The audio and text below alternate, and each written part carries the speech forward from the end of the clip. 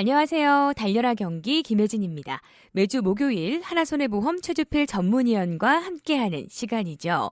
교통사고를 낸 운전자가 져야 될 책임으로는 크게 피해 보상에 대한 이 민사상 책임과 형사처벌에 대한 책임으로 나눌 수가 있겠습니다. 사고의 정도와 상황에 따라서 처벌 기준이 달라지게 되는데요. 오늘은 이 교통사고와 관련된 처벌 기준에 대해서 알아보겠습니다. 하나손해보험 최주필 전문위원과 함께합니다. 안녕하세요. 안녕하세요.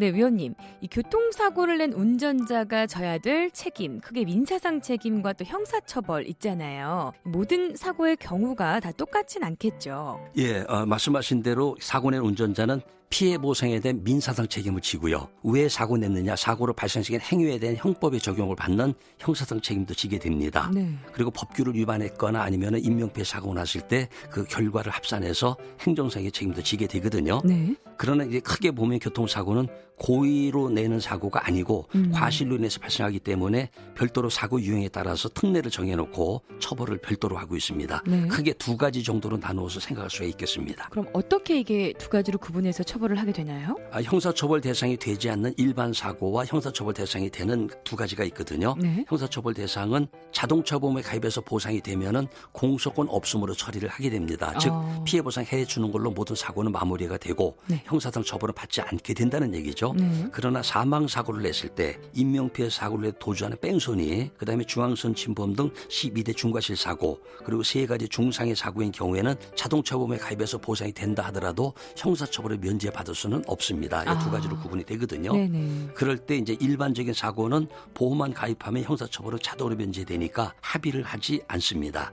그러나 사망이나 12대 중과실, 세 가지 중상의 사고 나면 보험 처리는 됐다 하더라도 형사처벌을 받거든요. 형사처벌을 면제받거나 감형받기 위해서는 피해자하고 별도로 하는 형사상의 합의가 필요하겠습니다.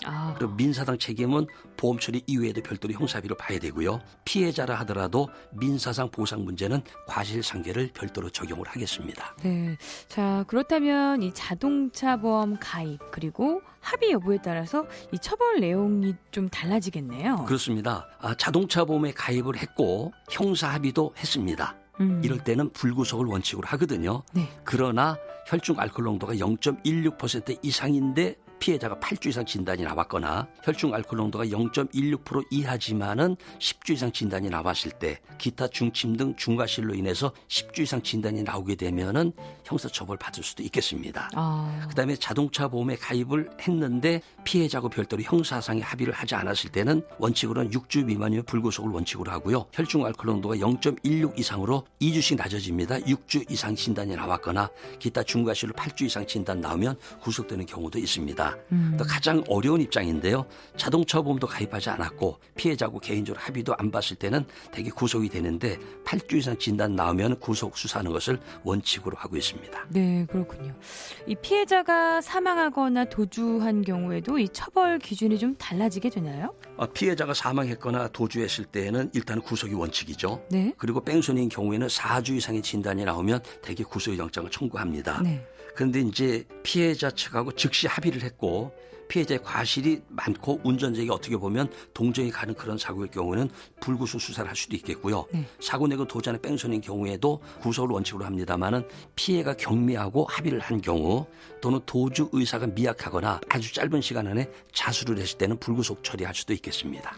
이 합의가 만약에 되지 않을 경우에는 이 공탁을 하는 경우도 있다고 하던데 이게 어떤 차이가 있는 건가요? 합의라고 하는 것은 일단은 사고 당한 피해자로부터 용서를 받은 거거든요. 네. 그러나 피해자하고 개인적으로 형사 합의가 이루어지지 않았을 때는 만약에 처벌을 받을 수밖에 없게 되는데 그때 마지막 방법으로 사고 낸 운전자가 처리하는 게 바로 공탁이라는 제도죠.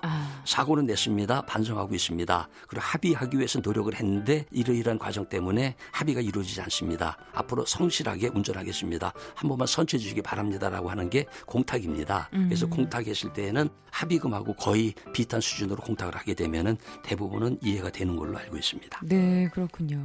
오늘 이렇게 또 교통사고와 관련된 민사상 책임과 또 형사처벌의 기준에 대해서 좀 자세히 살펴봤습니다. 도움 말씀 고맙습니다. 감사합니다.